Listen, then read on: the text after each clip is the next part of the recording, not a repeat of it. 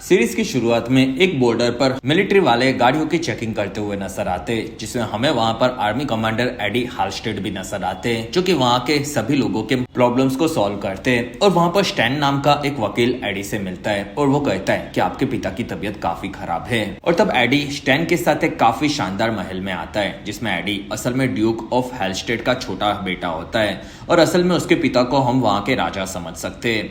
और एडी वहां पर आकर अपने भाई फ्रेड से मिलता है, जो कि शॉर्ट में कहूँ तो थोड़ा सा हुतिया होता है। और फिर एडी आगे बढ़कर अपनी छोटी बहन चकी से मिलता है, जो कि यूनिवर्सिटी में पढ़ाई करती है।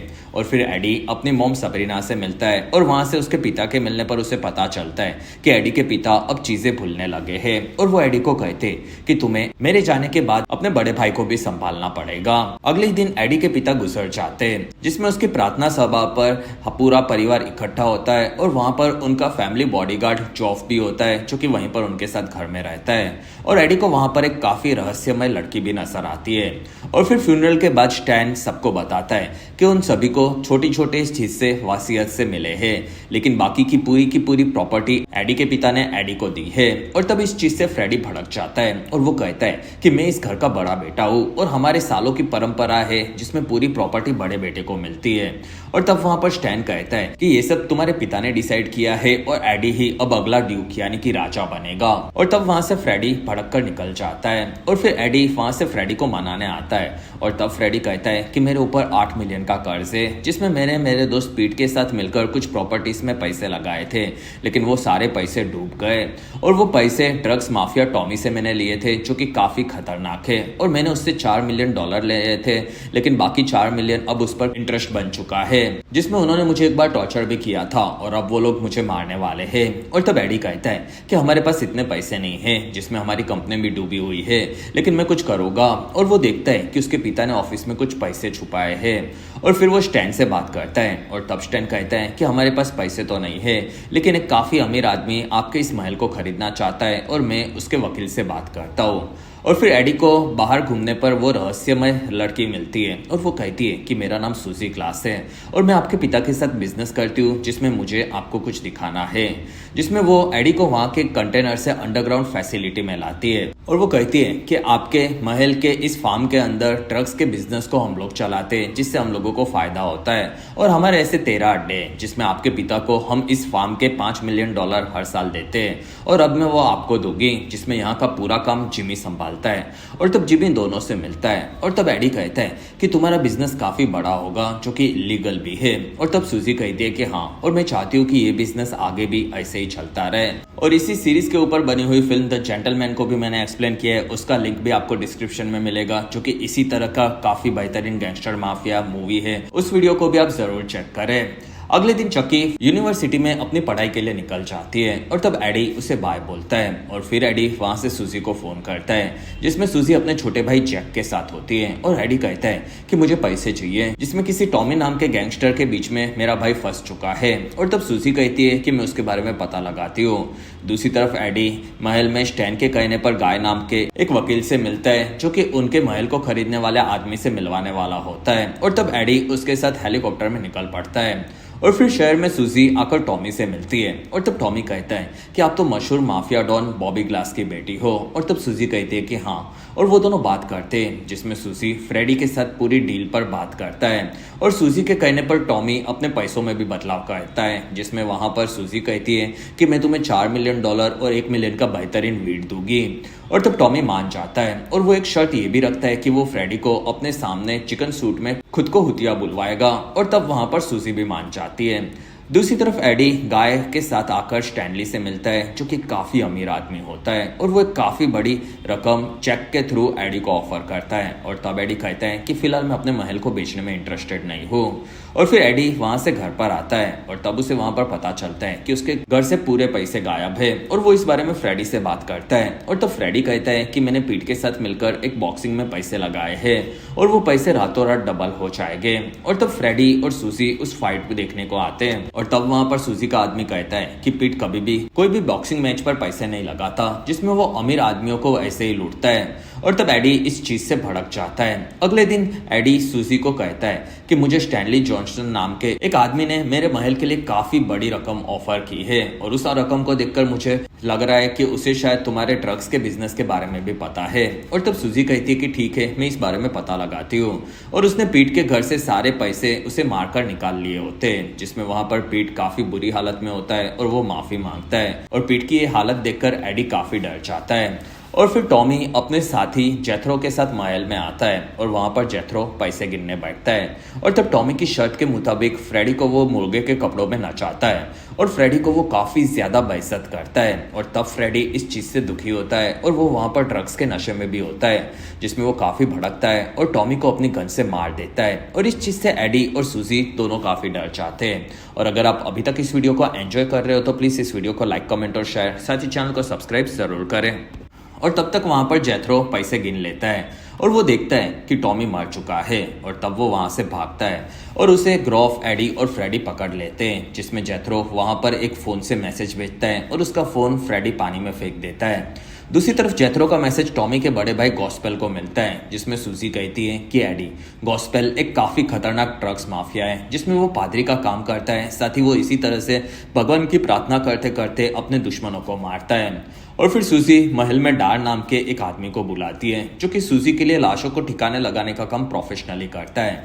और तब वहां पर कहता है कि एडी की लाश को हमें ठिकाने लगाना है, लेकिन उसके बाद हम जेथरो या किसी और को भी नहीं मारेंगे और जेथरो को हम पैसे देकर दूसरे शहर में भेज देंगे, जिसमें कार में हम टॉमी की लाश गॉस्पेल को दे देंगे, जिसमें उसे पैसे और फ्रेडी के नाचने वाला वीडियो मिल जाएगा। और तब उसे लगेगा कि जेथरो ने टॉमी को मार दिया और वो पैसे लेकर भाग गया। और तब एडी फ्रेडी को चाटा मारता है और वो कहता है कि आज के बाद तुम वही करोगे जो मैं कहूंगा, जिसमें वो लोग मिलकर फ्रेडी का चिकन सूट में एक वीडियो भी निकालते हैं। और वहां पर सबरीना आती है और वो कहती है कि एडी, तुम्हारे लिए स्टैनली नाम के आदमी का किसी पार्टी के लिए इनविटेशन आया है। और तब एडी और सूजी उस इनविटेशन को देखते हैं। अगले दिन एडी और फ्रेडी से मिलने वहां पर गॉस्पेल आता है और वो कहता है कि मेरा भाई कल पैसे लेने यहाँ पर आया था और तब से वो वापस नहीं आया है। और तब एडी कहता है कि वो यहाँ से पैसे लेकर निकल गया था। और तब गॉस्पेल कहते हैं कि हाँ, वो कई बार गायब हुआ है, लेकिन इस बार मुझे अजीब लग रहा है। और तब एडी कहता है कि वो जेथरो से झगड़ रहा था और दोनों झगड़ते झगड़ते यहाँ से निकल गए थे। और तब गॉस्पेल कहता है कि ठीक है, और वो वहां से निकल जाता है। और फिर एडी घर पर सबरीना से मिलता है और तब सबरीना कहती है कि एडी, तुम्हारे पिता मुझे सब कुछ बताते थे और मुझे महल के फार्म में चल रहे मैरिजुआना के बिजनेस के बारे में भी पता है, लेकिन वो लोग काफी खतरनाक है और तुम्हें उनसे संभल कर रहना होगा। और तब एडी कहता है कि मैं फिलहाल फ्रेडी को बचाने के लिए उनसे मदद ले रहा हूँ, जिसमें ये सब खत्म होते ही मैं ये सब काम हमारे फार्म से बंद करवा दूंगा। और फिर एडी वहां से बेथरो का पासपोर्ट लेने उसके घर पर आता है और तब उसे वहां पर एक गुंडा मिलता है, जिसमें पासपोर्ट लेते वक्त वो गुंडा उसे देख लेता है और एडी को उसे मार देना पड़ता है। और फिर एडी सूजी के साथ स्टैनली की पार्टी में आता है और वो कहता है कि मैंने डार के पास और एक आदमी की लाश को ठिकाने लगा दिया है। और तब सूजी कहती है कि अच्छी बात है। और वो दोनों स्टैनली से मिलते हैं, जिसमें वहां पर रोजी नाम की और एक राजकुमारी भी होती है और वो एडी की खास पुरानी दोस्त होती है, जिसमें वो दोनों बात करते हैं। और तब रोजी कहती है कि स्टैनली मेरा काफी पुराना खास दोस्त है। दूसरी तरफ स्टैनली सूजी की परीक्षा लेता है, जिसमें वो उसे एंटिक के आइटम जानने में एक्सपर्ट है कि नहीं ये चेक करता है। और वो स्टैनली की एक घड़ी को देखकर उसका भाव बता देती है, जो कि काफी महंगी होती है। और इस चीज से स्टैनली काफी इंप्रेस होता है। और फिर एडी सूजी को मिलकर कहता है कि मैंने डार के पास सभी काम करवा लिए हैं, जिसमें गॉस्पेल के आदमी को मैंने बेथरो के घर में मार दिया और उसकी लाश और टॉमी की लाश अब गॉस्पेल को मिलेगी और उन दोनों के साथ एक गन भी मिलेगी जिससे दोनों मारे गए थे, जिसमें पैसों के ना मिलने पर वो समझ जाएगा कि बेथरो ये दोनों को मारकर पैसे लेकर भाग गया होगा। और तब सुजान कहती है कि ठीक है और वो एडी को उसके घर पर छोड़कर निकल जाती है। अगले दिन गॉस्पेल दोनों भाइयों को फिर से मिलता है और वो कहता है कि हमें टॉमी की और एक आदमी की लाश मिली है और उनके पास से पैसे भी नहीं मिले, जिसमें शायद जेथरो ने दोनों को मारकर पैसे चुरा लिए हैं, लेकिन उसके साथ एक गन भी थी और वो गन की कीमत $2 लाख होगी, जो कि जेथरो के पास नहीं हो सकती। और तब एडी कहता है कि वो गन हमारी थी और शायद बेथरो यहाँ से चुरा कर उसे लेकर गया होगा। और तब गॉस्पेल कहता है कि ठीक है और जब तक अब मुझे बेथरो नहीं मिलेगा तब तक मैं इस गन को अपने पास रखूंगा। और तब दोनों भाई मान जाते हैं और वहां से एडी फ्रेडी को उनके फार्म के ड्रग्स के बिजनेस के बारे में भी बता देता है और फिर एडी और सूजी मिलकर बेथरो को एक बोट में पैसे देकर दूसरे देश में छुप जाने के लिए भेज देते हैं। और तब एडी कहता है कि सूजी, तुम्हारी मदद के लिए शुक्रिया, और मैंने हमारे कॉन्ट्रैक्ट्स पढ़े जो कि हमारे पिताओं ने किए थे, और इसी वजह से मैं तुम्हारे पिता बॉबी ग्लास से मिलना चाहता हूँ। और तब वहां पर सूजी कहती है कि ठीक है, और वो दोनों आकर बॉबी से मिलते हैं जो कि एक ओपन जेल में होते हैं। और तब एडी कहता है कि सर, मैंने आपके बारे में सभी चीजें पता लगाई है, जिसमें आपके हमारे फार्म जैसे दूसरे लॉर्ड्स के 13 फार्म्स पर अड्डे हैं, और मैं चाहता हूँ कि ये साल के अंत तक आप हमारे फार्म से अपने अड्डे को हटा दो, और तब तक मैं आपको नया अड्डा भी ढूंढ कर दूंगा, साथ ही आपके बिजनेस को काफी बड़ा कर दूंगा। और तब इस चीज से सूजी भड़क जाती है, और वहां से वापस निकलने पर एडी कहता है कि तुम लोग थोड़े खतरनाक लोग हो, और तुम लोग किसी भी लोगों को कभी भी मार देते हो, जिसमें मुझे मारधाड़ नहीं पसंद है। और तब सूजी कहती है कि अभी जो भी मारधाड़ हुई वो हमें तुम्हारे भाई के चलते करनी पड़ी। दूसरी तरफ हमें बेथरो नजर आता है, जिसमें उसे बोट में डार्क के साथ आगे सूजी ने भेजकर मरवा दिया होता है। एक महीने के बाद जिमी एक वैन में काफी सारा मैरिजुआना लेकर उसकी डिलीवरी करने निकलता है, और तब उसे रास्ते में भूख लगती है और वो एक रेस्टोरेंट में रुकता है, और वहां पर उसे डैनी नाम की एक लड़की मिलती है, जिसमें उन दोनों में दोस्ती हो जाती है। और डैनी वहां से जिमी की वैन की चाबी चुरा कर कैट नाम की एक लड़की को देती है, जो कि वहां से जिमी का माल का ट्रक चुरा कर भाग जाती है। और वहां पर डैनी जिमी को अपना नंबर देकर निकलती है, जिसमें जिमी के माल का ट्रक भी गायब हो चुका होता है, और ये चीज जिमी को पता चलने पर वो काफी दुखी होता है।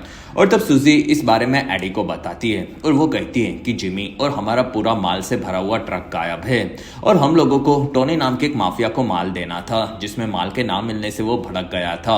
और तब टोनी कहता है कि मुझे तुम लोग मेरा माल नहीं पहुंचा पा रहे हो, तो तुम्हें मेरे लिए एक चोरी का काम करना होगा, जिसमें मेरे पिता को एक कार चाहिए थी। और तब सूजी कहती है कि मैं उसे चुरा लूंगी। और तब एडी कहता है कि अगर तुम्हें हर एक काम में मेरी मदद चाहिए होगी तो तुम्हें मुझे बिजनेस में भी हिस्सा देना होगा, और साल के अंत में तुम लोगों को अपने अड्डे को मेरे फार्म से हटाना होगा। और तब सूजी मान जाती है, और वहां से दोनों जाकर मर्सी नाम की एक औरत के कार के अड्डे को देखते हैं, जिसमें टोनी कहता है कि वहां पर ग्रीन लैम्बोर्गिनी है जो कि हमें चाहिए, और वहां पर कुछ गुंडे भी होंगे जिससे तुम्हें उस कार को चुराना है। और उसकी चाबी मर्सी अपने ऑफिस में रखती है, और उस चाबी को इस डिवाइस पर रखना जिसमें उसकी कॉपी बन जाएगी, और उसके बाद आसानी से तुम लोग उस ग्रीन लैम्बोर्गिनी को चुरा सकते हो। और तब एडी वहां फ्रेडी और उसकी वाइफ एवा को लाकर मर्सी के शोरूम में उससे मिलता है, और वहां पर फ्रेडी अमीर आदमी बनने का नाटक करता है, और फ्रेडी कहता है कि मैं पैसे पानी की तरह बहा दूंगा, बस मुझे एक जबरदस्त कार चाहिए। और तब मर्सी उसे काफी बेहतरीन कार दिखाती है, और एवा उस कार को बाहर चलाकर सबको दिखाती है, और सबके बाहर जाने पर एडी अंदर घुसता है और वो चाबी की डुप्लीकेट बना लेता है, और फिर वो लोग बाहर आते हैं और वहां से निकल जाते हैं। और फिर जिमी वापस महल में आता है, और तब सूजी पूछती है कि क्या हुआ। और तब जिमी कहता है कि मुझे रेस्टोरेंट में एक डैनी नाम की परी मिली थी, और मुझे उससे प्यार हो गया, और उसके बाद हमारा माल से भरा हुआ ट्रक गायब हो गया। और तब वहां सूजी कहती है कि उस लड़की के बारे में पता लगाओ। और तब जिमी कहता है कि नहीं, डैनी मुझे धोखा नहीं दे सकती। और फिर रात को एडी और फ्रेडी चोरी करने जाते हैं, और तब फ्रेडी कहता है कि मेरे अंदर जाते ही तुम यहाँ से निकल जाना।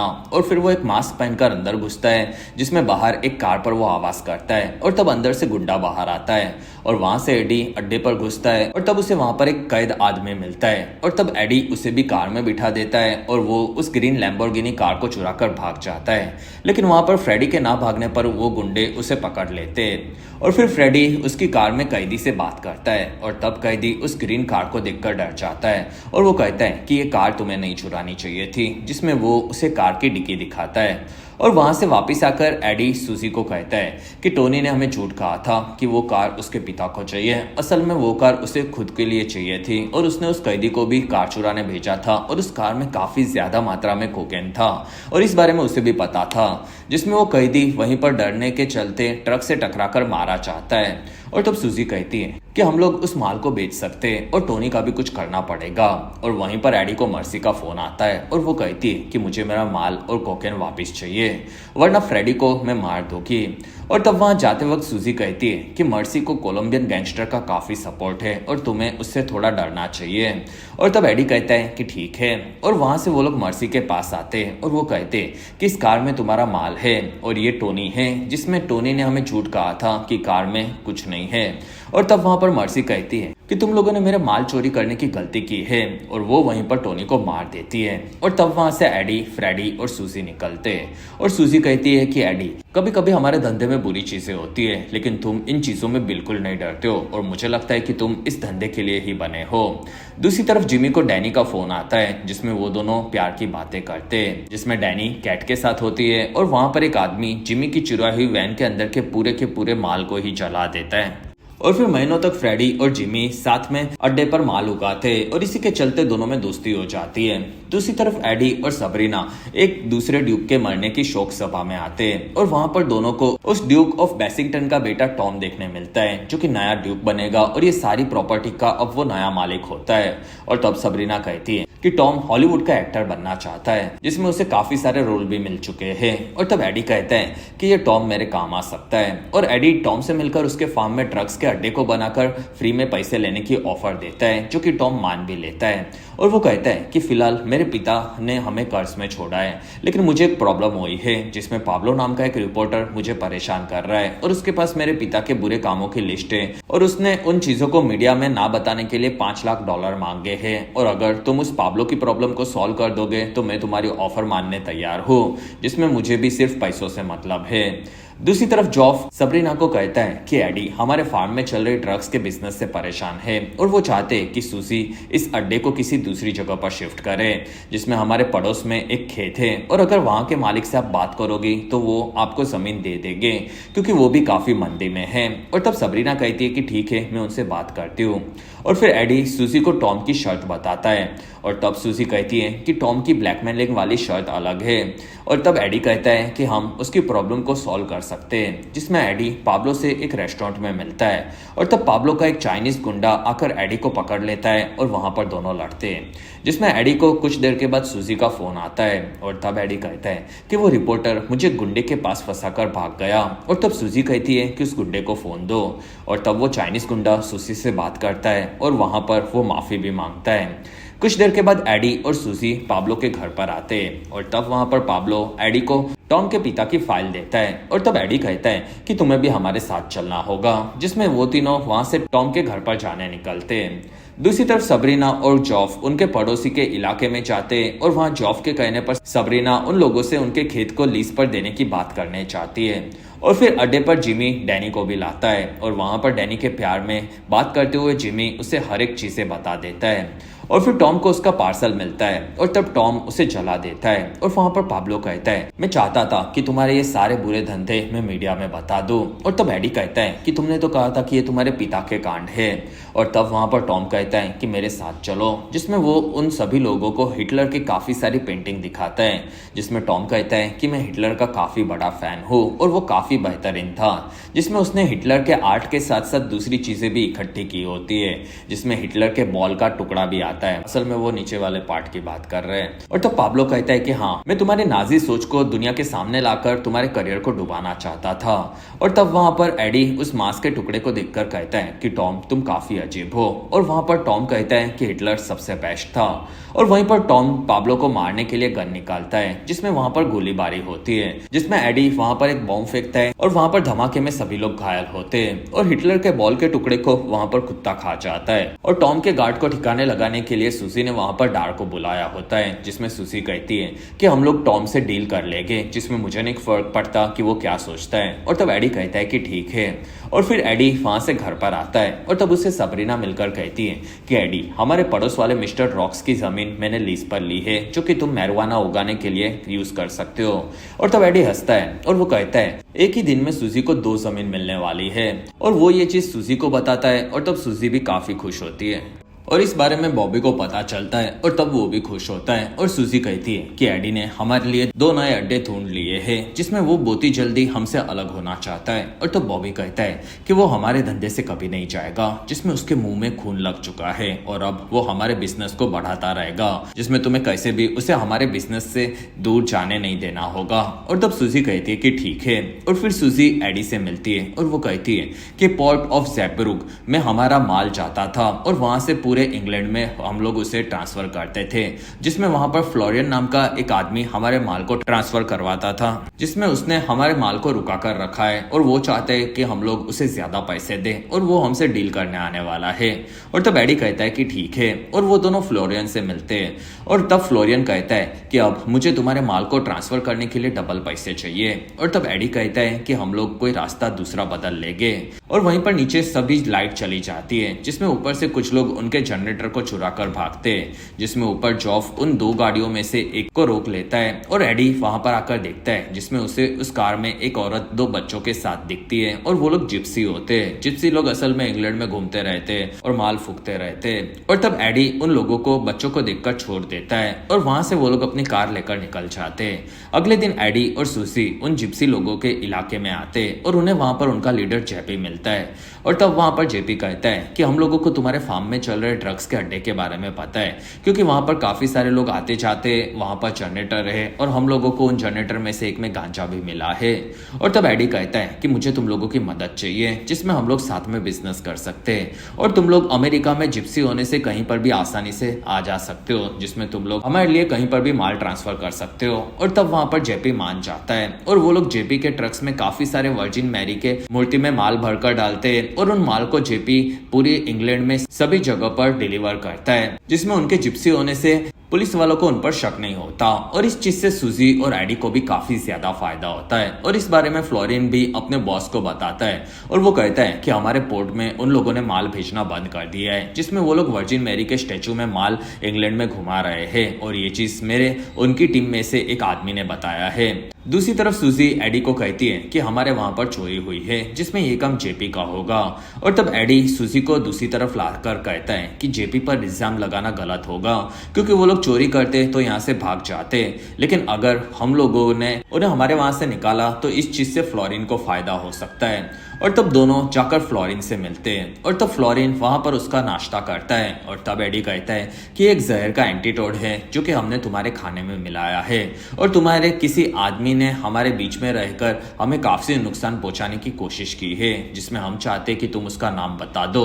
और तब फ्लोरिन एंटीडोट के लिए उस आदमी का नाम बता देता है, जो कि सुजी का एक बॉडीगार्ड हैरी होता है। और तब वो लोग हैरी को लेकर एक जगह पर आते हैं और वहां पर हैरी कहता है कि एडी तुम बॉबी से जुड़े हो, जिसमें वो काफी खतरनाक है और वो लोग तुम्हें जिंदा नहीं छोड़ेंगे, जिसमें उन लोगों ने जेथरो को भी तुम्हारे ना बोलने के बाद भी मरवा दिया था। और तब वहां पर जेपी हैरी को मार देता है और इस चीज से एडी भी काफी ज्यादा डर जाता है।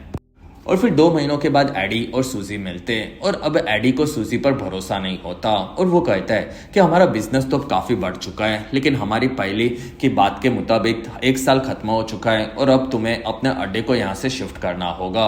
और तब सुजी कहती है कि क्या तुम सच में इस बिजनेस को कंटिन्यू नहीं करना चाहते, क्योंकि तुम इस बिजनेस में काफी अच्छे हो। और तब एडी कहता है कि नहीं।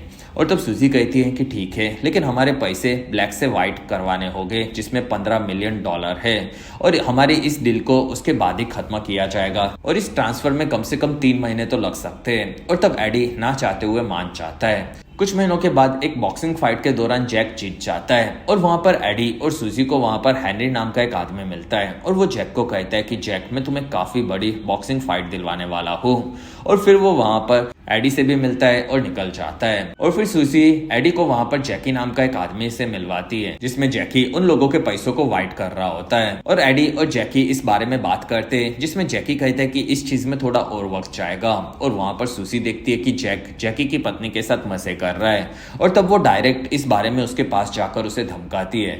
और तब वहां पर जैकी भी आकर ये देख लेता है और वो जैक को मारने चाहता है और तब जैक एक ही पंच में जैकी को बेहोश कर देता है और इस चीज से उनके पैसों की डील रुक जाती है। दूसरी तरफ एडी को हेनरी मिलता है और वो कहता है कि मैंने तुम्हारे बारे में सुना है, जिसमें तुम्हें एक अकाउंटेंट चाहिए जो कि तुम्हारे ब्लैक के पैसों को व्हाइट करवा सके और मेरे पास पॉल नाम का एक अकाउंटेंट है। और तब एडी कहता है कि ठीक है, हमारी मीटिंग फिक्स करवाओ, जिसमें हेनरी एडी को पॉल से मिलवाता है। और वहां पर एडी कहता है कि हमारे पास $15 मिलियन है और मुझे उसे व्हाइट करवाने हैं। और तब पॉल भी मान जाता है और वहां पर एडी उसे पैसे देता है और इस बारे में वो फिर सुजी को बताता है। और तब सुजी कहती है कि तुम्हें मुझे मुझे इस बारे में पहले बता देना चाहिए था। और तब एडी कहता है कि मुझे तुम पर भरोसा नहीं है, क्योंकि तुम पहले 3 महीना बोलकर काफी ज्यादा वक्त गवा चुकी हो और तुमने जेथरो को भी मरवा दिया था। और तब सूजी कहता है कि अगर मैं जेथरो को नहीं मरवाती तो एक ना एक दिन गॉस्पेल उसे ढूंढकर तुम्हारे तक पहुंच सकता था।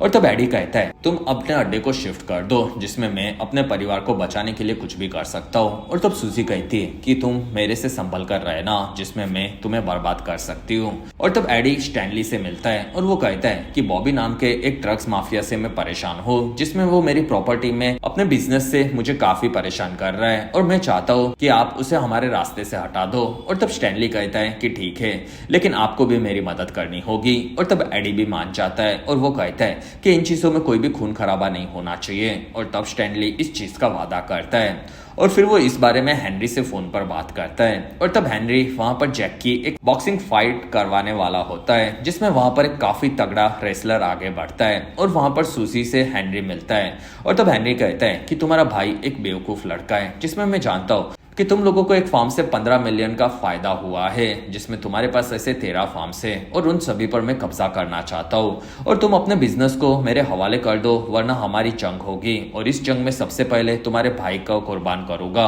और तब सूजी कहती है कि भाड़ में जाओ और नीचे जैक की फाइट शुरू होती है, जिसमें बॉक्सर जैक को काफी ज्यादा मारता है और उसे मरने की हालत में छोड़ देता है। और तब वहां से सूजी उसे लेकर निकलती है और सूजी इस चीज से काफी दुखी होती है।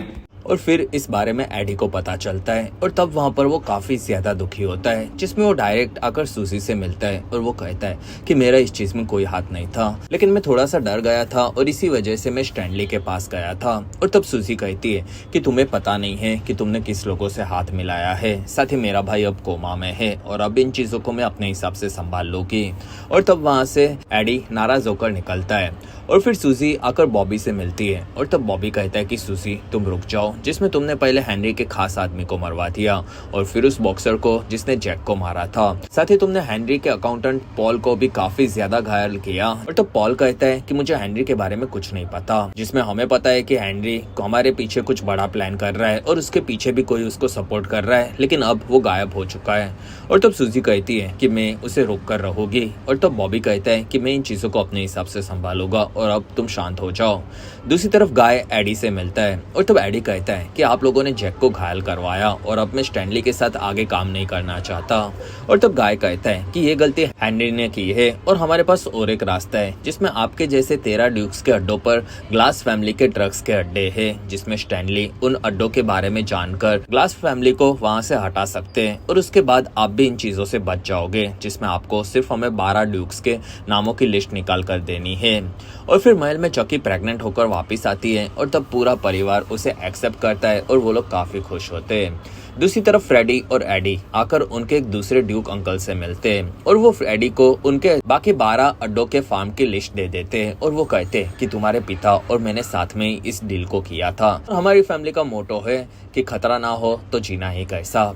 और फिर सूजी एडी से मिलती है और वो कहती है कि मुझे हेनरी का फोन आया था और वो मुझे धमका रहा था, जिसमें तुमने उसे मेरा नंबर दिया होगा। और तब हेनरी कहता है कि मैंने किसी को भी तुम्हारा नंबर नहीं दिया।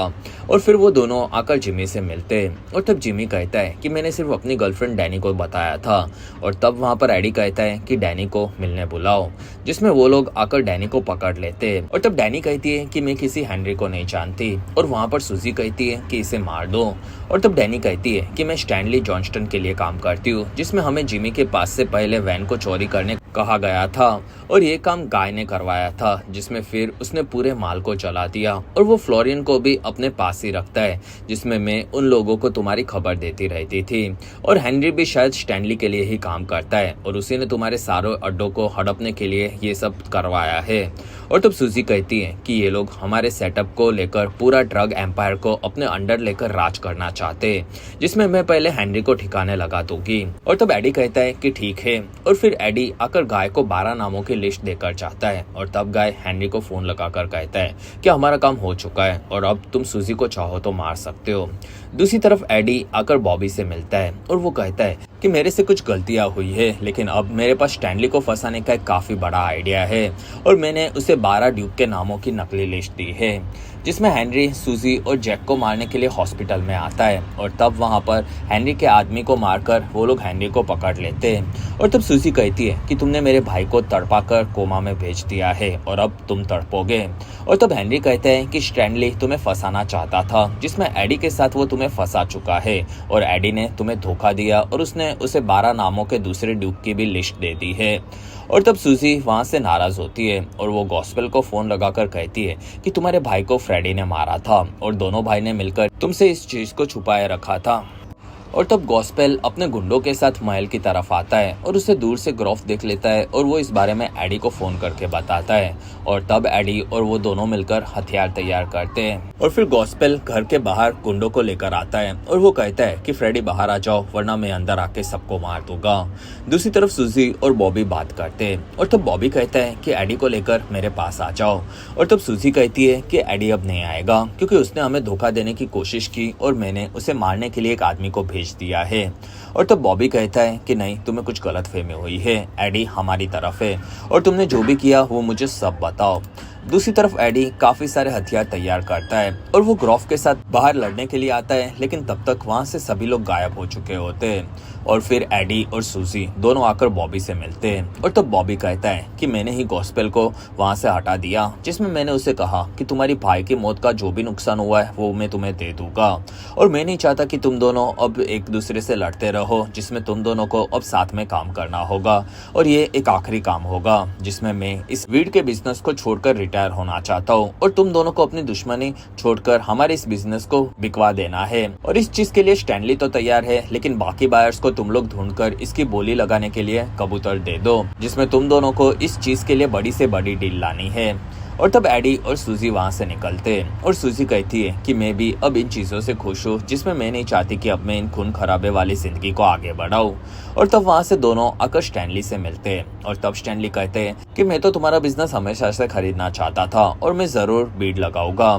और वहां से दोनों आकर फिर मर्सी से मिलते हैं और वो कहते हैं कि तुम्हारे कोलंबियन माफियाज को भी इस धंधे में काफी इंटरेस्ट होगा। और तब मर्सी भी मान जाती है और वो लोग फिर इस बारे में पीठ से बात करते हैं, जिसमें उसके रशियन माफियाज से काफी सारे कॉन्टेक्ट होते हैं और वो लोग उससे इस बारे में बात करने कहते हैं।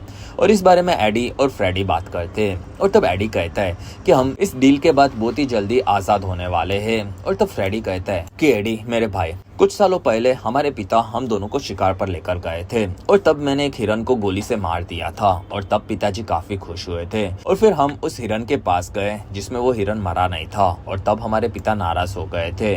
और तब एडी कहता है कि तुम तभी काफी छोटे बच्चे थे और तब फ्रेडी कहता है कि हाँ, लेकिन तुम तो मेरे से भी छोटे थे और डैड ने तुम्हें चाकू दिया और तब तुमने उस हिरन की गर्दन को आसानी से काट दिया था, जिसमें मेरे भाई तुम इसी बिजनेस के लिए बने हो और तुम्हें इस काम को करते रहना चाहिए।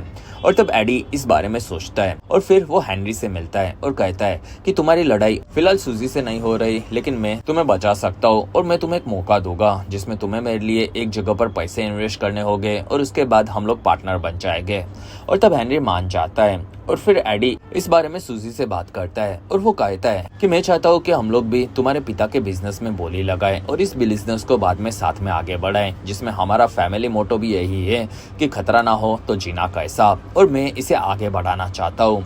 और तब सूजी कहती है कि क्या हम लोग इस बीड को जीत सकते हैं। और तब एडी कहता है कि हाँ, आसानी से, जिसमें मैंने सभी चीजें प्रॉपर प्लान कर ली है।